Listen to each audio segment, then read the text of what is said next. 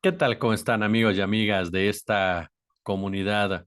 Tres tristes historias nuevamente nos llevan por un mismo camino.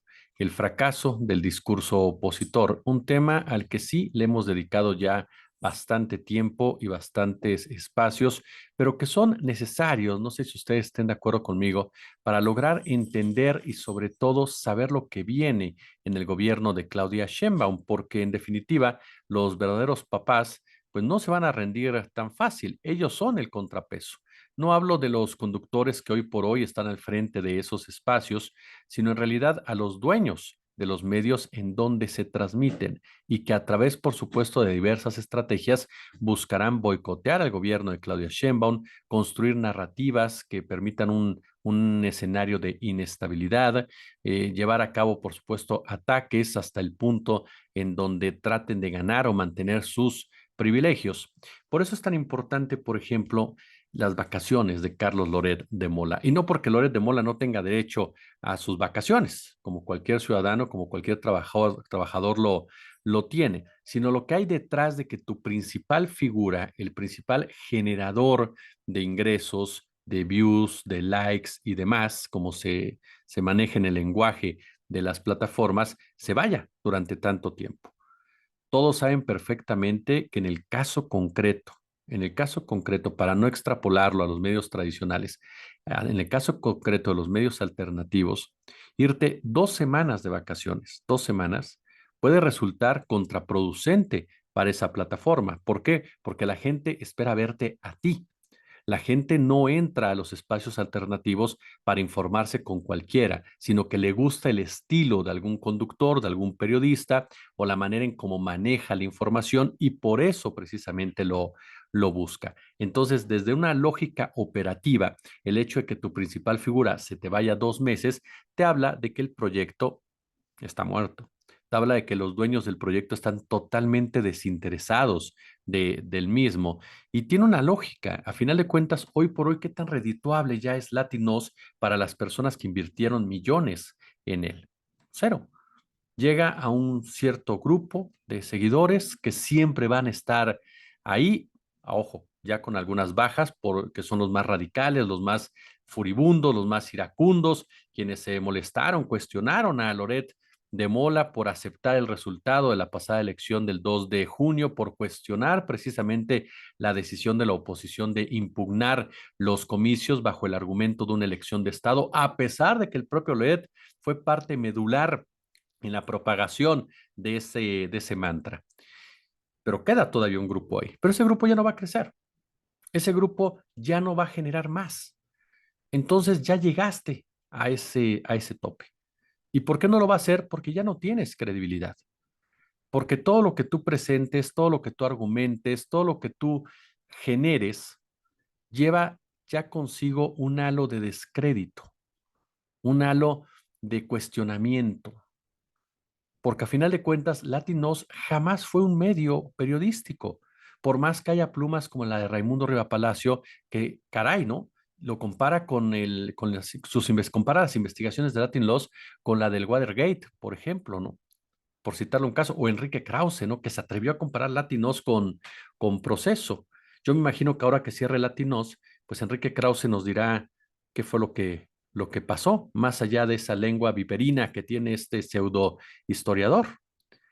La realidad es que siempre fue un medio para golpear al gobierno Andrés Manuel López Obrador, para impedir que López Obrador, su movimiento tuviera continuidad en el 2024, para tratar de manchar a una administración con pseudos reportajes. Fue el gran inaugurador, ¿no? Del periodismo de inferencias, del reportaje de la hipótesis constante sin comprobar. En realidad, Latinos le hizo mucho daño incluso al trabajo periodístico como tal, al trabajo de investigación, porque hoy por hoy hay mucha gente confundida y que cree que ese tipo de trabajos son precisamente trabajos periodísticos, cuando están completamente alejados de la realidad.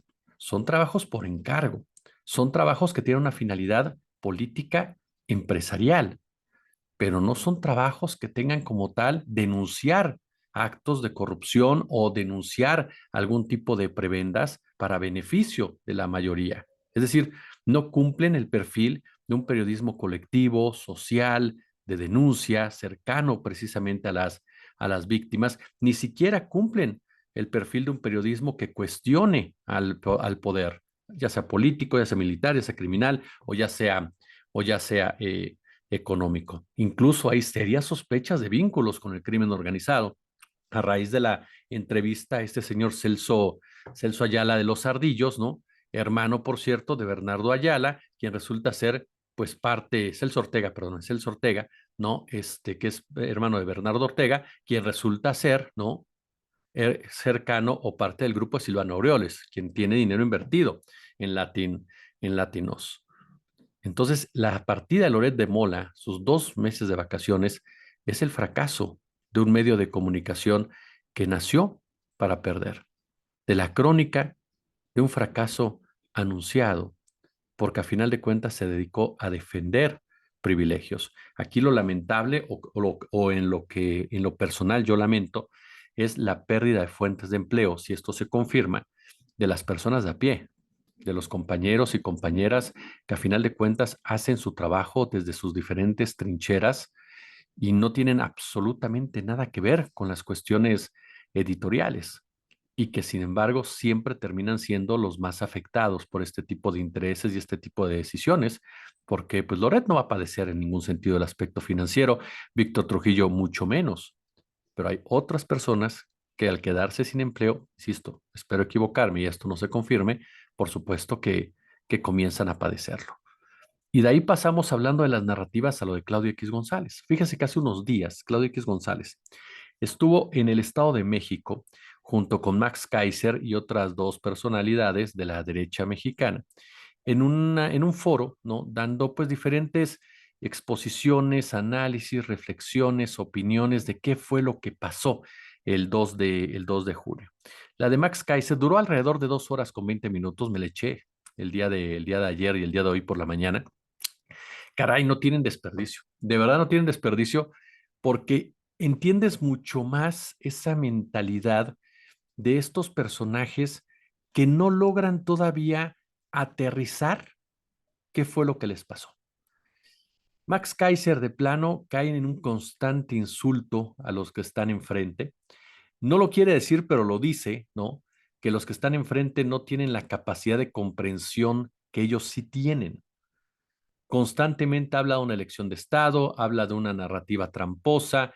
Por supuesto, el presidente López Obrador es el verdadero diablo al que hay que quemar en incienso, ¿no? Que hay que quemarle las patas.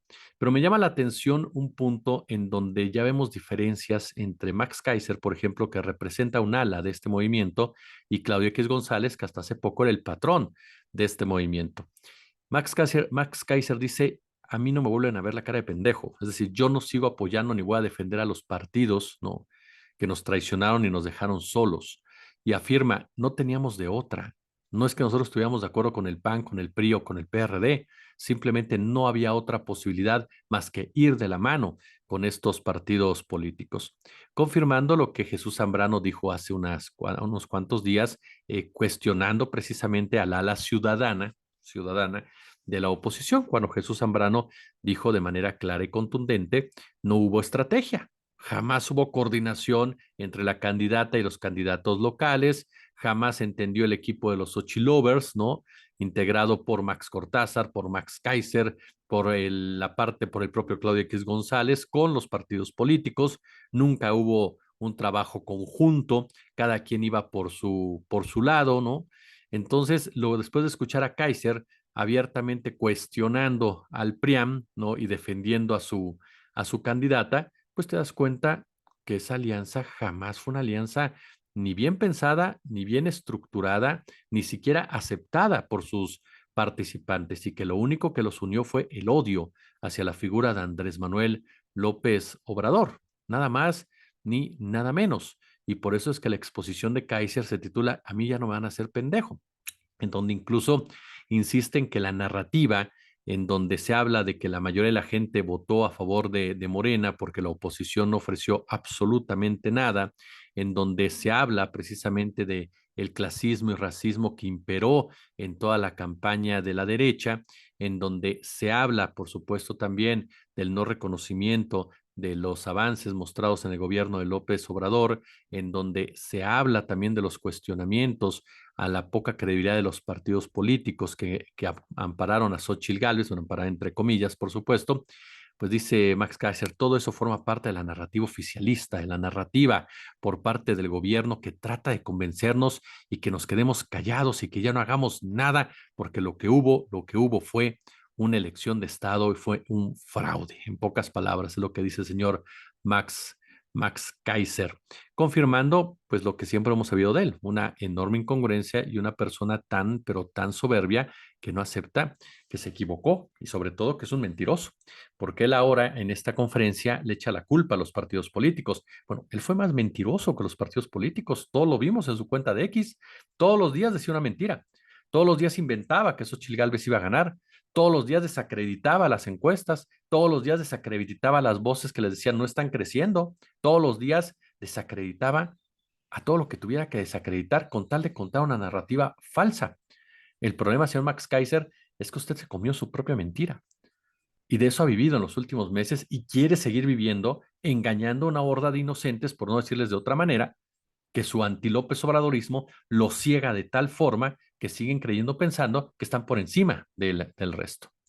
Y el cierre con Claudio X González, ¿no? Claudio X González, que expresa varios puntos de vista, defiende a Xóchitl Gálvez, dice Xóchitl Gálvez es la candidata, la mejor candidata que pudimos haber tenido, afirma que no era la candidata que los partidos hubieran querido lanzar en un principio, es decir, sigue sin entender Claudio X González que les vieron la cara, como diría Don Gato. Ajá. Claudio X González no nos dice algo que se sabe perfectamente. La reunión que sostuvo con Marco Cortés. En esa reunión, ambos coincidieron en que Xóchitl Gálvez era la mejor candidata, no por su espíritu ciudadano, como ahora lo quieren vender, sino porque desde su punto de vista era la única que había puesto a temblar al presidente López Obrador, que había logrado inquietar al político tabasqueño a tal grado que él le había ofrecido a Gálvez pasarse a Morena, porque la veía como una rival de cuidado rumbo a las elecciones del 2024. Eso fue lo que los convenció. O ya se lo olvidó a Claudio X González las reuniones que tuvieron con otros empresarios y con otros líderes partidistas en donde les aseguraron que Xóchitl era el personaje perfecto porque representaba a la chaira de derecha que todos quisieran. Jamás fue por su carácter ciudadano, porque si hay alguien que no tiene carácter ciudadano es Xóchitl Gálvez, una mujer siempre amparada en los partidos políticos. O ya se le olvidó a Claudio X González que decidieron que fuera Xóchitl porque no tiene ningún tipo de liderazgo, porque es totalmente manipulable y moldeable. Ya se le olvidó que no nos quieran vender el hecho de que era porque es ciudadana, no, no es verdad. Y el punto más trascendental de estas declaraciones de Claudio X González se da en sus enormes contradicciones, en esas contradicciones que nos llevan a pensar a quién le hablan, qué buscan, qué quieren, ¿no?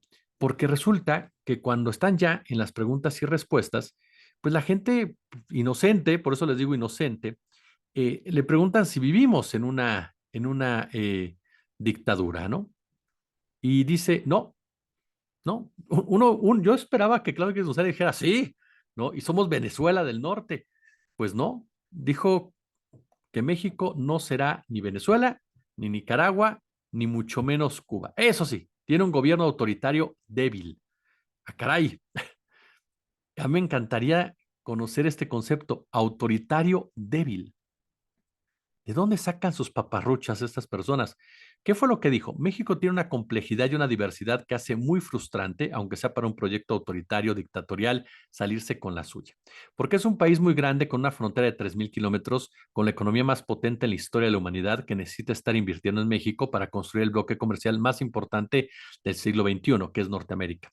Entonces no creo que vamos a ser Venezuela, Nicaragua o Cuba, pero sí digo que el costo de oportunidad de tener un gobierno tan inepto como este, es decir, no pudieron parar la economía de México porque tiene una resiliencia muy grande, porque está abierta al mundo, porque hay exportadores, porque hay empresarios fregoncísimos, porque hay gente muy trabajadora, pero sí deberían, sí dependería de ellos, pero si dependiera de ellos, la economía estaría deshecha.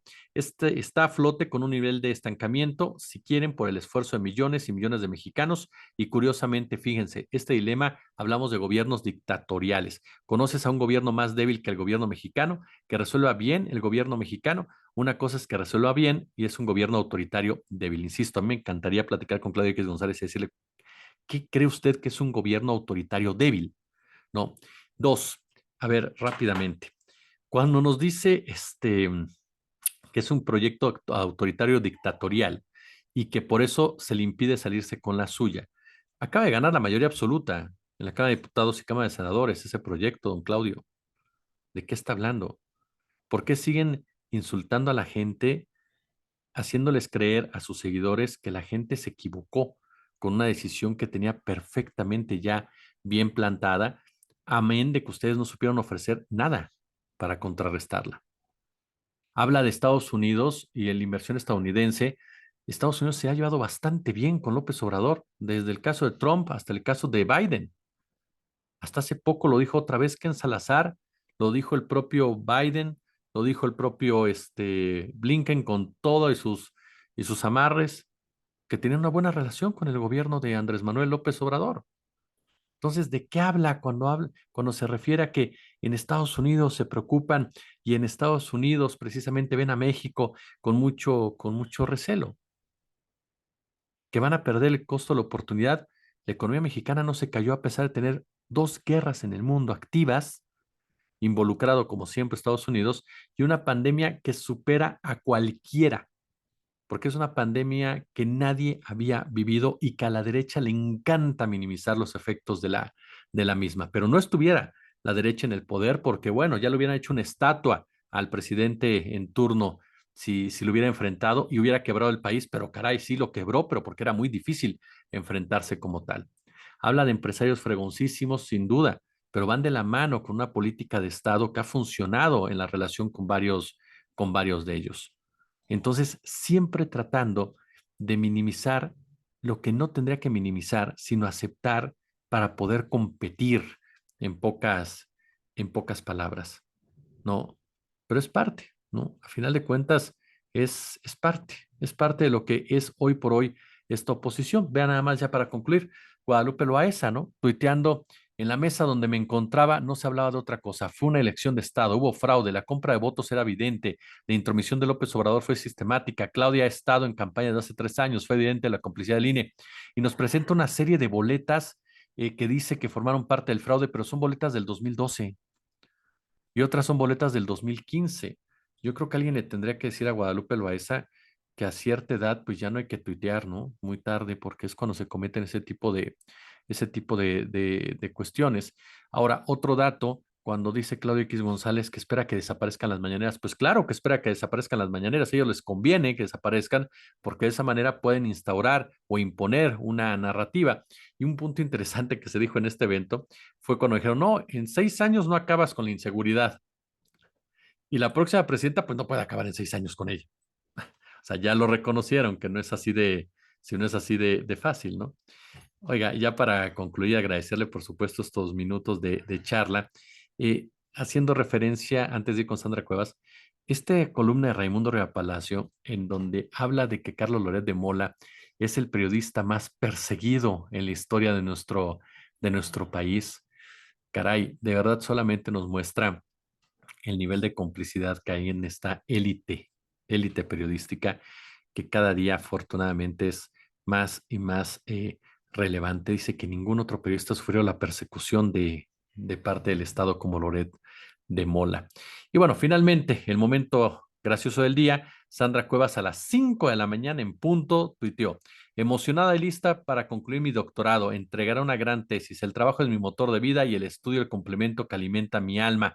Ahí estamos bien, ¿no? Pero tiene un libro del arte de la guerra, tiene una calculadora que está envuelta todavía, es decir, no la ha sacado de su envoltorio, tiene plumas, también plumones, cuadernos, engrapadora, un mouse, una libretita, pero todo dentro de su estuche, caja de cartón, envoltorio. Es decir, me parece que fue a Office Depot, se tomó la fotografía. ¿Se imagina a Sandra Cuevas leyendo El arte de la guerra? No es por minimizarla, pero sinceramente, híjole, es un peligro. Pero bueno, es parte de la tragicomedia que tenemos los mexicanos. Y Sandra Cuevas, por eso la dejé al final, porque me parece el ejemplo palpable de una oposición totalmente caricaturesca. Una oposición que ya no se puede renovar, se requiere otra. Esta oposición como tal es simple y llanamente una Cuevas, así, una Sandra Cuevas en toda la extensión de la palabra, que finge, banal, que vive de la apariencia y que no entiende, que no entiende. ¿No le parece? Pulgar arriba, si les gustó el video, compártanlo, déjenos sus comentarios, sus puntos de vista, por supuesto. Échele, por supuesto, la suscripción a la notificación del canal, la notificación de YouTube, si son ustedes tan amables. Y por favor, no se les olvide, no se les olvide dejarnos su comentario, que para nosotros es tan importante. Si hay chance, si hay oportunidad, échenos el super chat, el super gracias o únanse al canal. Como siempre, un gusto, como siempre, un placer.